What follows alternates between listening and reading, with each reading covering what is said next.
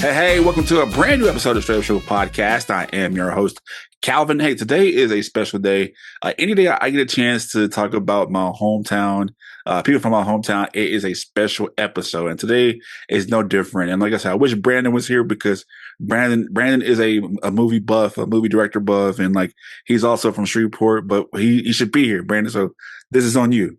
But today we have a special guest. I was able to hear about him all throughout my hometown in Shreveport, but then like things happen, magic happened, and we got a chance to see each other here in Las Vegas.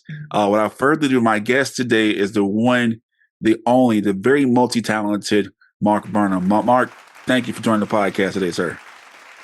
Man, I'm happy to be on here. I'm excited. Appreciate you bringing me on. Yeah, I had to save you for last, man, because, man, you've been on a whole media tour.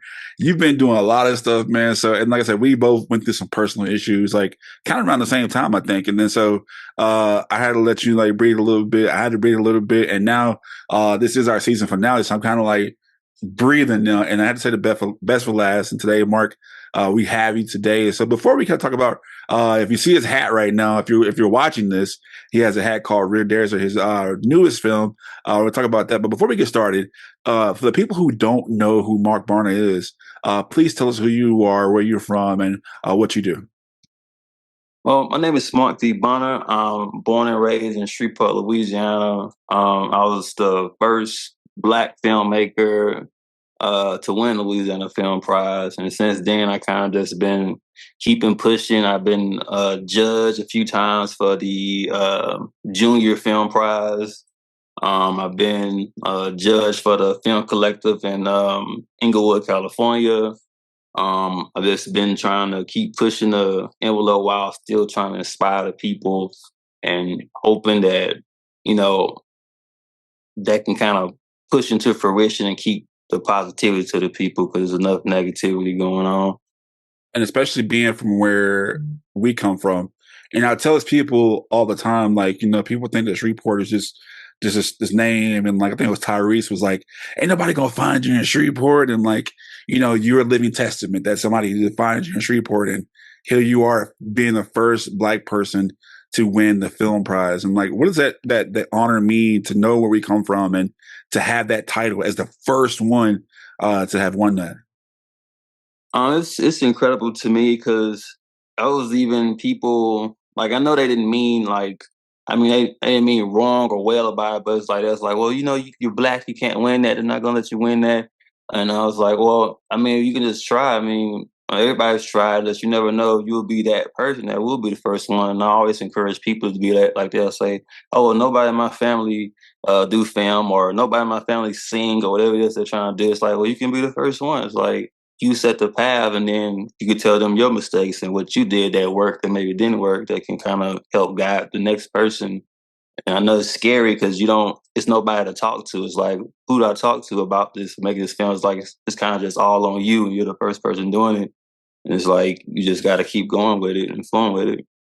How did you get into filmmaking? And like, you know, that's something like until correct me if I'm wrong, until like, you know, we had films like Olympus Has Fallen, or when the big film industry came to Shreveport, like, you know, did your love for film come before that, or like how did you get into filmmaking?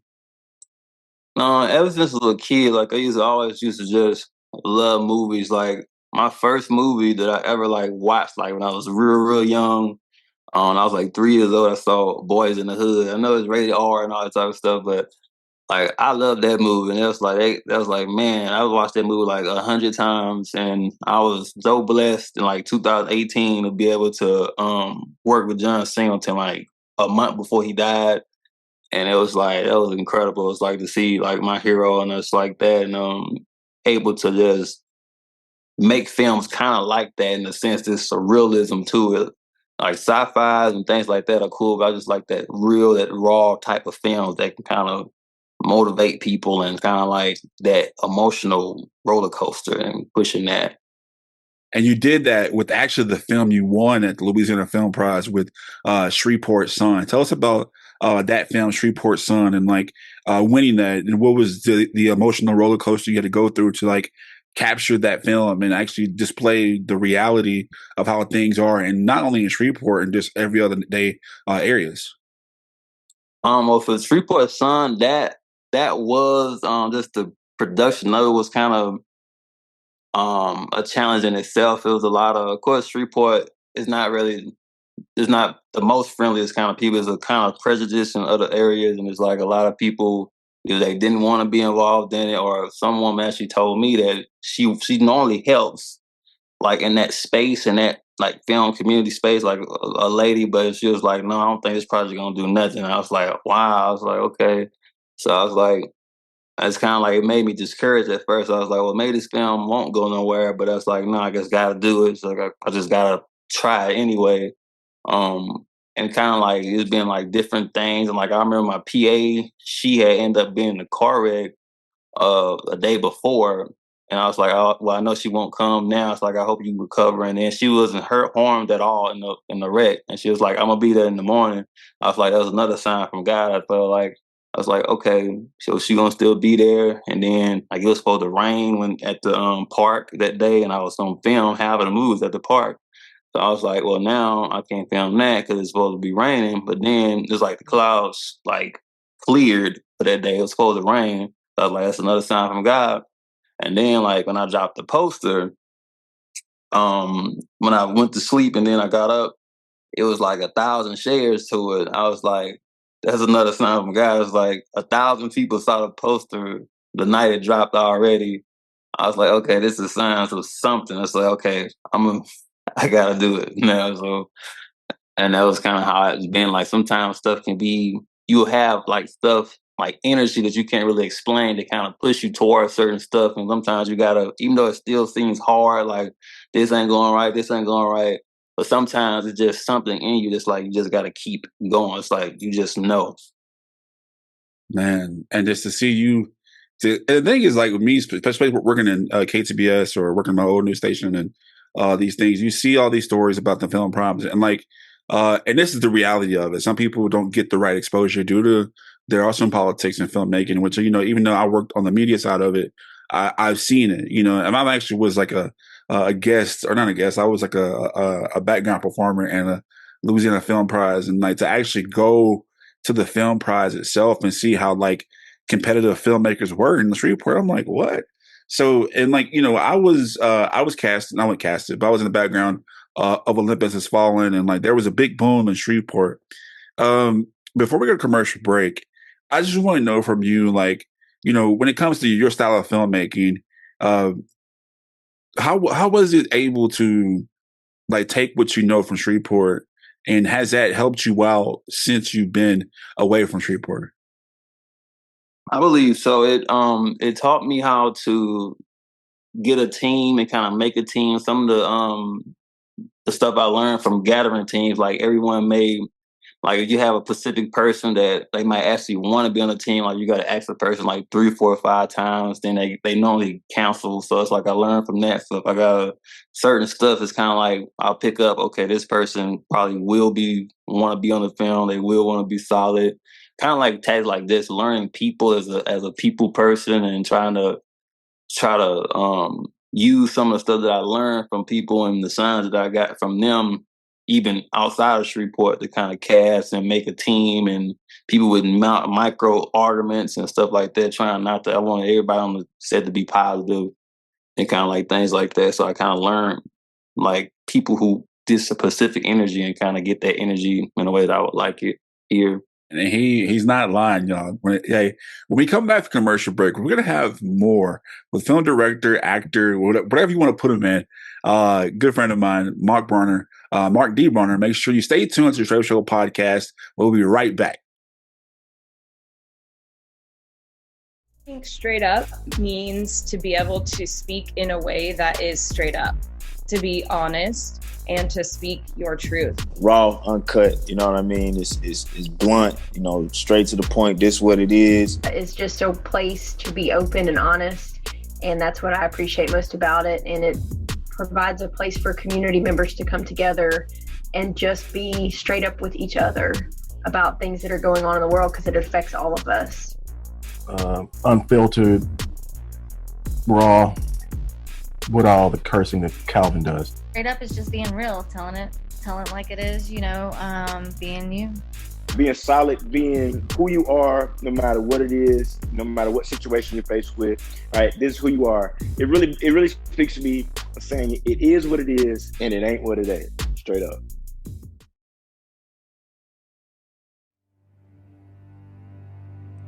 You know, I keep having this dream that I'm free falling. What you think that means? I'll take my crown now. These voices in my head, I'm telling you. Kid, in the flesh, how you been? Control, no, so bow down. I don't give you control, no, so bow down. I was there, yes. I'll take my crown now. It's on my record, yes. In my head, I'm telling you to bow down. You don't got control, so bow down. I don't give you control, no, so bow down. Yeah, yeah. But I never robbed anybody. You gotta tell it to bow down. If you don't match up with the word, then you gotta tell it to. Hey, welcome back to the Str8Up Show Podcast. I am your host, Calvin. Today, we're talking about a film called Rear Desert.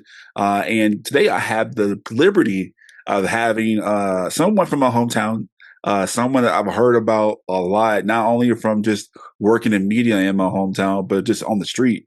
And just seeing that somebody of color from my hometown, it's like when I tell you, just seeing somebody in your hometown make it makes you so happy. And this guy has definitely made it, and he's at a point to where he's elevating. He's doing so much that you wouldn't believe. Today, we have a special guest, Mark D. Barner. Thank you so much for coming on the show today. Thank you. Thank you for having me on the show. Yeah, and before commercial break, you said something that really stood out, and I would give you the utmost respect, the utmost credit that I've worked on 3 films, 2 Hollywood, 2 local, 2 Hollywood, 1 Lifetime movie, and then like 1 for the LA Film Prize. And when I say that your set on Rear Desert was definitely the best set I've been on since I've tapped my toe in filmmaking, so our film. So I just want to say, man, give you credit because working on that set with you on Real Desert, man, I can't even explain it. It was a thing of beauty to see you do your craft, to not only act in the movie, to only direct it, and like just how people respected you on the set, and how the cast and the crew, everybody was willing to work together, and that was fun. I said I want to give you props before we even get started. That was how you do a set, to me, in my opinion.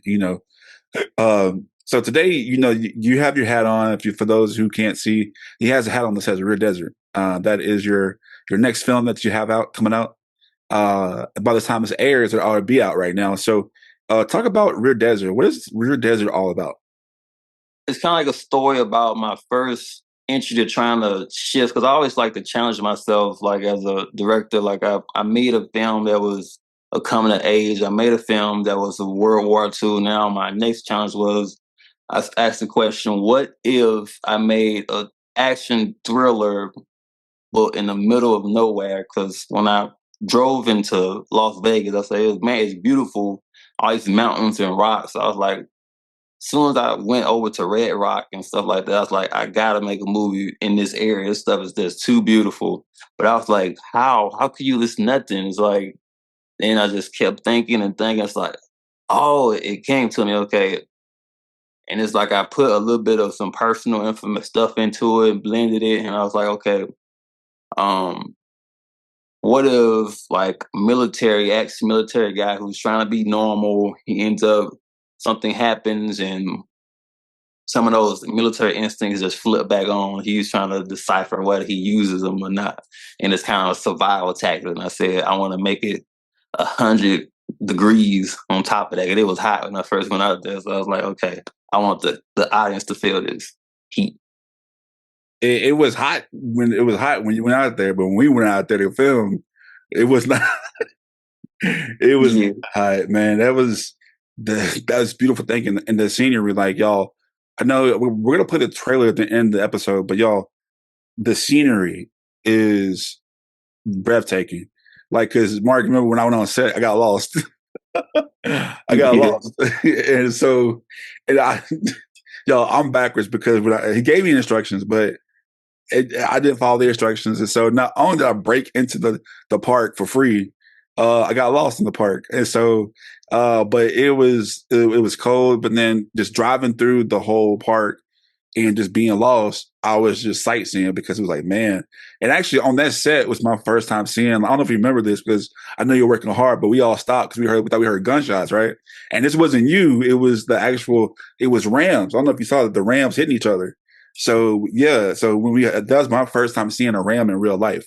So I was like, wow, this ain't Shreveport. It ain't definitely not Shreveport. And that's crazy because like you took an element, I think, with this film that a lot of people just think about Vegas. They think that Vegas is just a strip, it's just that, and like there's so much more to Vegas than that. And so, just a quick synopsis, just kind of tell us like, when you do these kind of films, you say you put mixed personal with it. What do you want people to get out of Rear Desert when they go see it, and like, what's your big overall message in it? I would hope when people see Real Desert, the takeaway from it is it's okay to to grieve. Like if something happened to where what you may say is some people may blame themselves for certain stuff, or some people may see something, something could have happened this way, something could have happened this way. Some stuff you're not really in control of, like how stuff happens like that or how things like that may happen. And sometimes people can go years blaming themselves and things like that.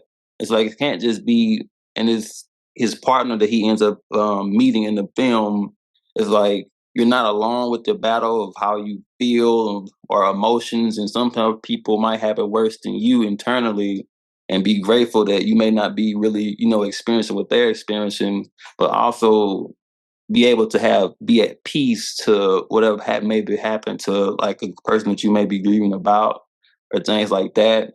And just being open to like forgiving yourself and like healing yourself. I think the overall message for that is sometimes, if you being revengeful or something like that, like the worst thing can happen to that person, they'll just have being in your mind. Is like the best way is like just letting it, sometimes the scenario like just letting it go of them being in your mind about it, being angry about it, because you're a prisoner of yourself by constantly angry about that. And you just kind of just letting it go in your mind of being angry about it and things like that, of like revenge and of course defending yourself too and grounds and trying to survive.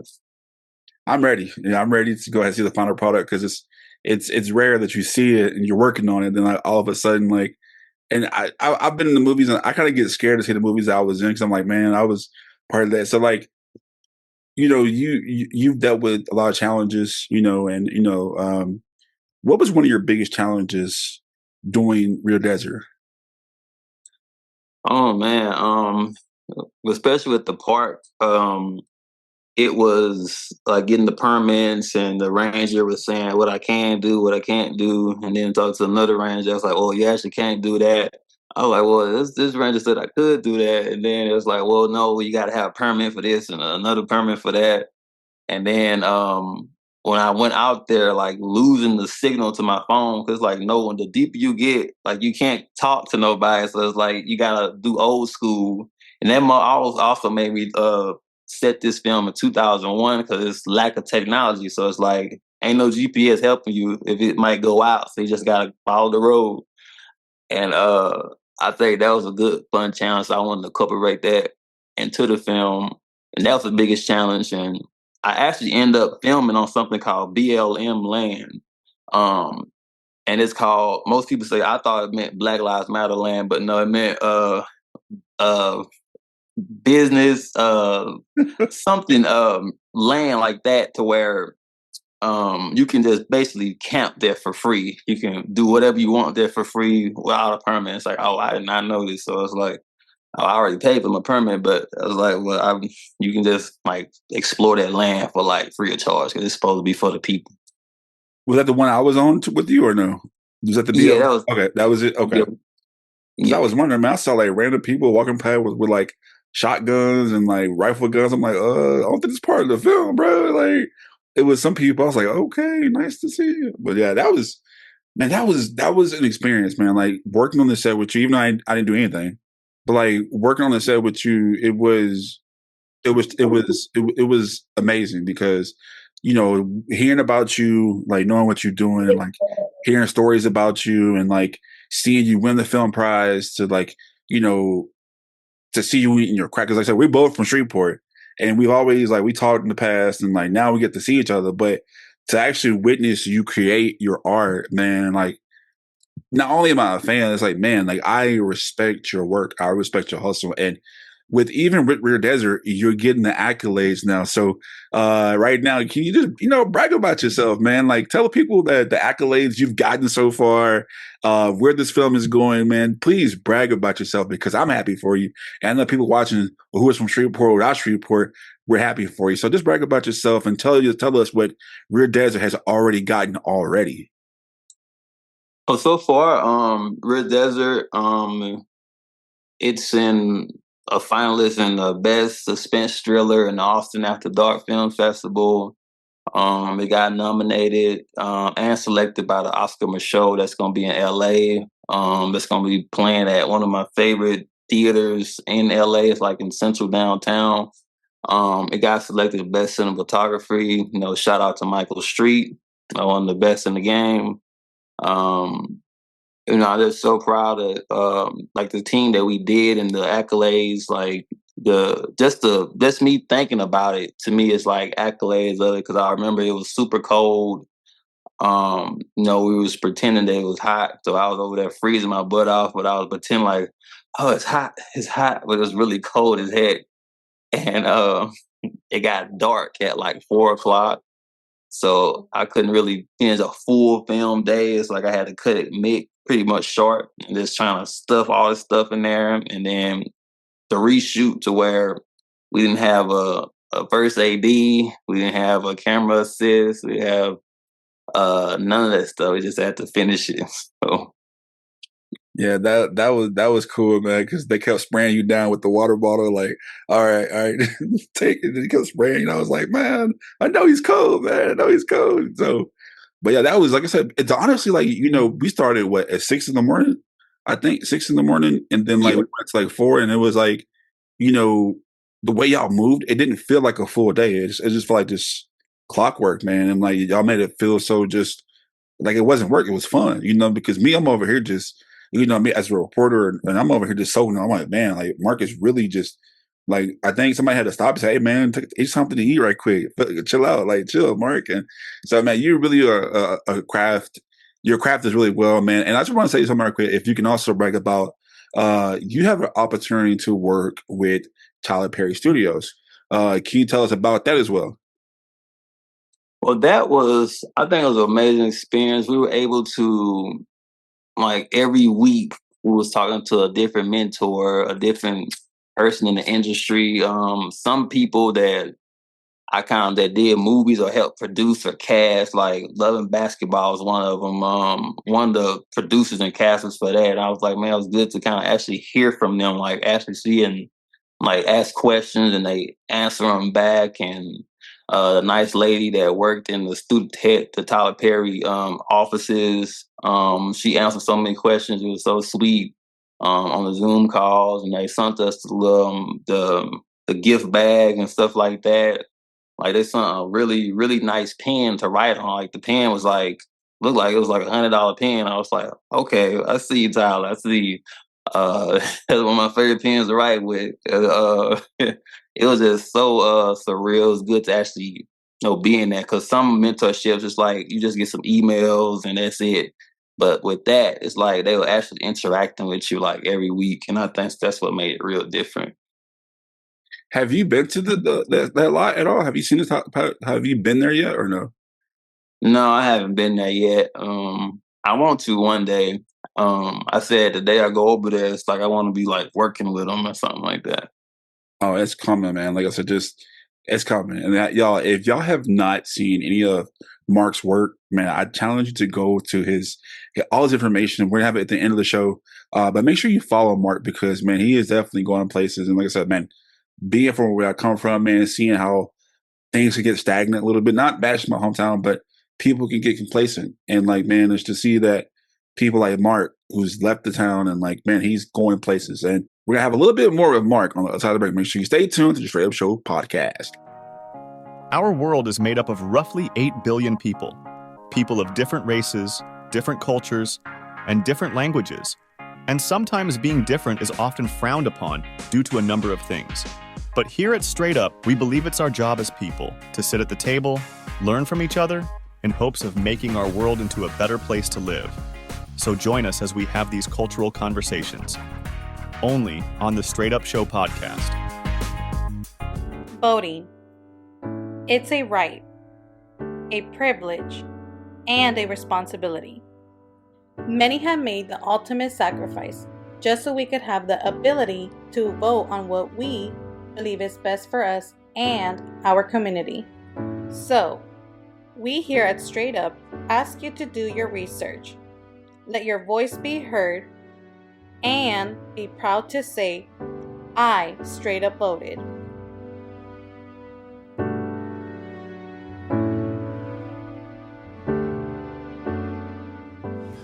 We don't promote the seed. Tune in to the Str8Up Show Podcast.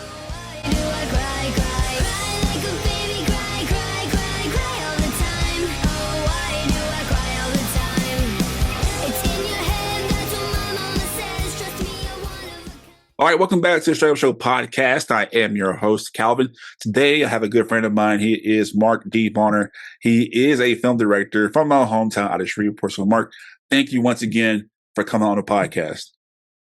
Absolutely, absolutely. And I say, we're from Shreveport, man. And like, Shreveport gets a bad rap all the time, you know, and like, if you've been living under a rock, you know, and I'm proud to be from Shreveport. You know, I'm from C.E. Bird, I'm from Cedar Grove, and, you know, I'm proud of it, man. I have no shame of it, but it made me who I am, you know, and like, it showed me things and it made me tough because the industry I'm in, you gotta have thick skin. And Mark can tell you from firsthand, like, being in the industry you in, you have to have thick skin too. So, the decision to leave Shreveport, what was that about? And like, you know, do you see yourself not coming back, but do you see yourself working again in Shreveport? I believe so, because I think I can see myself like, you know, working again maybe on a film project in the future, or like kind of coming back. I do ultimately want to, like, my ultimate goal is to come back and try to like help like underprivileged like filmmakers, because I know it take a little bit of money to be like making like a good film and stuff like that, and I want to be able to just give back when I can eventually. But the decision to leave and transition, kind of like, because it was kind of like a lot of controversy with when I entered 2022. A lot of stuff was going on. Like the set of Bamber Bridge was like burned down and things like that. Like a lot of strong kind of tension, it felt like that year specifically. And it was like I was at the point that was like, I understand, like, yes, it's competitive, but if it's to the point where it's like stuff getting burned down and racial stuff is just going on, like a lady discriminated against me like hard on an Airbnb and I was trying to rent that out. Like all kind of racial stuff was going on that year, and I was like, okay, I'm kind of tired of that, like that racism thing, and I was like, let's just take a break off to the next city or something like that, and where, and I ended up like loving it out, you know, when I went out there, out here, and you know, eventually might go back, but right now that's just the play for now. Yeah, and then like, how do you feel about? And I asked this because, you know, we have mutual friends, especially you know about people who are actually in Hollywood from Shreveport, like Tim J. Smith and Dr. Sykes. The announcement of having 50 Cent buying Millennium Studios, which is, like I said, Shreveport had like a film studios, and like there's a lot of filming in Shreveport, like Drive Angry, Olympus Has Fallen, a lot of movies. So now that he's bought Millennium Studios and put money back into Shreveport, What are your thoughts on that? And then do you think it's something that you probably want to be a part of, or how do you feel that may work in Shreveport's favor in a long time? I think I see his overall pictures like he started with the film industry, but I see he's like buying up the real estate. He's trying to change the city as a whole, which I think the overall message is really good, and it could like steer Shreveport into a positive light. And I know like people don't understand like stuff takes time, and I know some people was frustrated that he's not casting a production just yet. Like productions would take a while. It's not just one person's decision. Like it's like his team, his production team, and things like that, the casting and all that type of stuff, and like growing the economy. Because at first it was, of course, with the politics of Shreveport, there was a lot of stuff that at first it had to be approved and this, that, and the third. But I like what he's doing, overall for the city. I hope that you can put race to the side, because he was some lot of stuff with that, and like all work together. Eventually, like casting the people and hoping it's incorporating the local filmmakers either as well, or trying to kind of put some money in the people's pockets so they can kind of like have like a good job and things like that, and kind of give me some good, positivity for the city growth. Shreveport definitely needs it, like the revenue, and like just feels like, not bashing. To me, I want my city to thrive. You know what I mean? But me, I'm like, hey, until that happens, I gotta make sure that I'm still in like perfecting my craft. And now that you're here on the West Coast, right? You've worked in California, but now you're here in Vegas. And to me, it's like when you come to Vegas, I've been here 2 years. Like you don't really hear about filmmaking in Vegas, so I feel like you're at a cusp to where you're ahead of people right now. So now that you're here in Vegas, what are your future goals post Rear Desert? Like, what do you have coming up? And like, just are you here to stay, or because the West Coast, like I said, right now the movie industry is kind of struggling right now. But what is Mark D. Barner's ultimate goal when it comes to filmmaking and his future? When I first came to Vegas and I see like the film industry here, I feel like it is so many openings here. It's like it is like the start of like, even though the industry as a whole, like, because it was birthed in California and stuff, but right now it's kind of like in a chokehold because after the strike, it's been kind of like drying up. They've been going overseas and things like that. But I feel like Vegas, in a sense, kind of reminds me of Shreveport in a sense. Like when Film Friday first started, it's in the early settlement. So there's so many openings and opportunities to start stuff in Vegas. It's hardly no like talent agencies, like as far as just strictly for acting and things like that. So there's so many openings, but it's at the same time, it's like the industry is like where it is right now. But if it's someone that's can come put in and like put stuff in, like even a Film Prize Vegas, like something like that, it will start to make it grow, because there's so many opportunities and as far as Las Vegas goes, because there's not many like acting things. So it's like it's such a big gap that's open and ready for the taking, I believe. You're right, because there's so much scenery around here. A lot of people, because Vegas, to me, like I said, it does remind me. So I tell people all the time, like, I'm glad you said that, because when I first moved here, I always said it kind of gives me a Shreveport vibe, but like just amplified a little bit, extremely amplified. It really has that Shreveport feel in a way. And, like I said, just that's what people think, that Vegas is all casinos and flashy lights. Like there's so much more to it. And you use this in Rear Desert, which is going to come out. But post Rear Desert, what do you have next on the film wise? Or are you taking a break, or what's next for you? Right now I have in the pipeline. I want to try to gather the team I want to try a feature, but right now, I want to try to get a team that's slightly different for a feature versus a short film. So I'll kind of need like different resources and trying to kind of gather who can help with that and how can putting that into fruition, because it's going to probably get a lot more productive aspects to it. So I probably would need just looking for different networking connections to try to make that happen. But other than that, I'm working on a book, working on turning the Shreveport Sun into a book, and hopefully seeing how that will go and releasing that. maybe by this time next year or something like that. Well, man, I support you, man. I even know, like I said, just knowing, it's like I watch you from afar, man. I see what you're doing, man, and I'm proud of you, man. You're doing it. Like, I am just like, when I tell you, I was so geeked up just watching you film. Like, man, this is like, because to me, it's like, where we come from is a lot of negativity. And like he told you about just him filming in Shreveport, there is a race dynamic that is there that we try to ignore, but it is there. That's the reality of it. But to see you just thriving, man, and like, it made me happy to be on set with you, because I've been on sets to where they just dog you out and just like, hey, get here, and this and that. And man, you were just making sure you good. I'm like, man, you director, you asking me if I'm good? Like, so it's the small things. And you definitely made me, hey, if you need me to join the next project, need me to promote something, let me know, because I'm Team Mark, and you guys will be too once you watch this film. And before we go today, how can people reach you? How can people tune in and watch Red Desert? And how can people stay in touch with you and see what you're doing? So right now, it's going to be available in streaming by next Friday for at least a couple of weeks on the Michaud filmfestival.com. You can find the website. It's Michaud Film Festival on Instagram. It's also, the link to it is on my Instagram called Rear Desert. You can also find us on Facebook. It's the Minor M Films. We're also on Instagram, Minor M Films.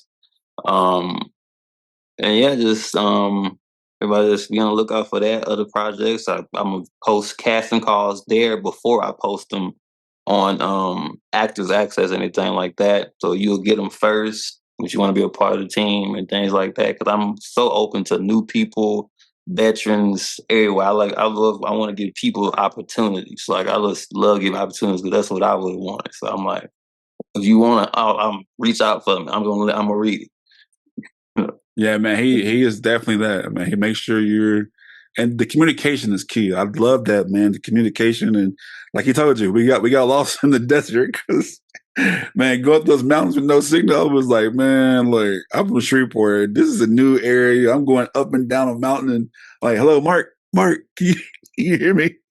But man, he gives opportunities, and like I said, I've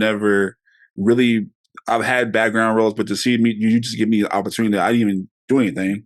But like, just the fact that you gave me the opportunity to be a part of that was just nice. And I'll take that with me for the rest of my life, because I'm like, man, I got to see somebody from my hometown actually in that element. That's like me going to see like Dothr or Tim like on a set. And it's like, man, like, they come from where I come from. So like, if they can do it, I can do it, So like, man, the hustle that you do, the way you work, the way that people are reacting to your work, like people at Tyler Perry Studios, like Deadline writing the articles. And it's like, you know what? It's an inspiration, man. And you have definitely been an inspiration to me and the city of Shreveport, state of Louisiana. So thank you. Before we go, I know that you said you want to give back to young filmmakers and things like that. For those who want to be an actor, actress, be a film director, especially people who are underprivileged, can you give some word of advice to them? Kind of get some inspiration starting to take, because I can't do it, or my short film on YouTube's not working. Like, what are some words of encouragement you can leave with us to give to them?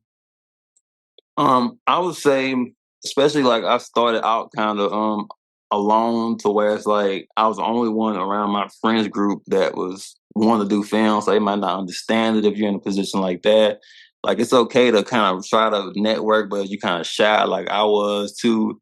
It's like sometimes like just going online, Facebook groups and things like that, talking to online first. But I would say the key is like writing the script, like write. That's the blueprint. That's the heart of every great film, is writing. Like, writing got a 99-cent book. I used to write stuff by hand, but you don't have a computer at home that's writing it. Like, Spike Lee wrote Do the Right Thing on a notebook. So I just seen that. So it's like he wrote it by hand, like, was showing it to people. So I was like, you can start with the notebook, write it, perfect it. And like, if you don't have someone, just do your directing, like do small things, like write a script and direct and act in it yourself. Even though you might not be an actor, what it does, doing those things, it lets you understand the other thing. It's like a turning gear of wheels. Like each gear helps turn something. Like that thing used to be at Southport in Shreveport. We used to turn that thing. Like every gear is an element. So it's like you learn each one of those is going to help you with the other one. I understood acting better when I directed, and I understand it directing better from acting. And then the writing is like, even if you want to do just one, learn all of them as a whole, as a learning thing. Thank you so much for joining the podcast. I can't wait. Like I said, we still have to link up and go to dinner and stuff like that, man. Like I said, but our schedules is so crazy. So, but I thank you for coming on the podcast. We finally did it. We finally linked up, man. So I want to extend the invitation for you to come back once again. Oh, absolutely. Man, Mark, hey, so y'all are missing out, man. That was Mark D. Bonner, man. Like, I'm telling y'all, like, I know talent and Mark has talent. And like, to see it in person, y'all, make sure you follow Mark. And if you're in the Las Vegas, California area, follow him because he's doing casting calls. So this is something you want to be a part of. And if you want to help out, contribute. If you're watching the episode, we're going to have all this information on the ticker below. If you're listening, we'll have it on the show's description. Y'all, that's the end of our podcast today. That's the end of our season 9. Season 10 is coming up. Our 10th season of Str8Up Show Podcast, y'all. I can't believe it. 10 seasons. So make sure you tap in. You follow Mark. Go to our website. The episode doesn't stop here. Go to our website, Str8UpShowPodcast.com. That's STR8UpShowPodcast.com. There you will find this episode featuring Mark Varner, other of our friends from Shreveport, Louisiana, Tim J. Smith, Dr. Sykes, interviews that I did with them because these are people, like men who are out here changing the film industry. And like I said, y'all, Mark dropped some gems today. Y'all, he's here. He's here to stay. Make sure you follow him. If you want to support the podcast, go to our Patreon page at patreon.com/Str8Up Show Podcast 318. That's patreon.com/Str8Up Show Podcast 318. Until then, there's only one rule to our show. You got to be straight up. All right. And Mark, before we leave, you got a little something for us, right? I do. If y'all want to check out the trailer for Real Desert, here you go. Reporting live from North Las Vegas, this is Carrie Hatchett, and I'm investigating homeowners whose homes were built on sinking land.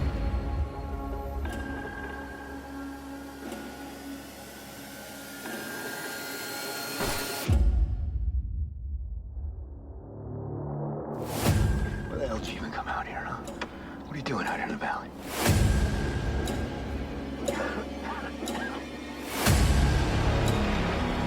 If we don't get him, the heat will.